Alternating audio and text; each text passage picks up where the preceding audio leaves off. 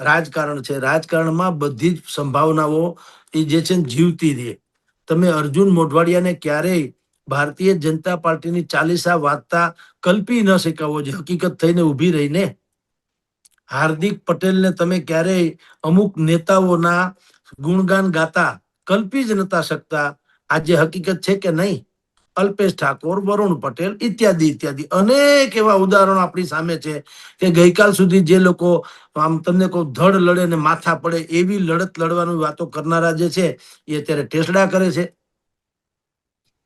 એટલે બધાને પાછી ખબર હોય કે હા અમારી ઉપર અત્યારે બધા કે છે કે ભાઈ રાજુભાઈ કરપડા જે છે બહુ સારો માણસ હતો, અમે ગુમાવ્યો ને અમને દુઃખ છે ને ફલાણું છે. આવું બધા આમ આદમી પાર્ટી વાળા કે છે, કોંગ્રેસ વાળા કે છે કે વેલકમ છે, બહુ ઝુંઝારું નેતા છે, ફલાણું ઢીકણું છે, આવો માણસ તો જીવતો રહેવો જોઈએ, ફલાણું ઢીકણું. આમ બધા અત્યારે કારણ શું છે કે માણસમાં પોટેન્શિયાલિટી છે,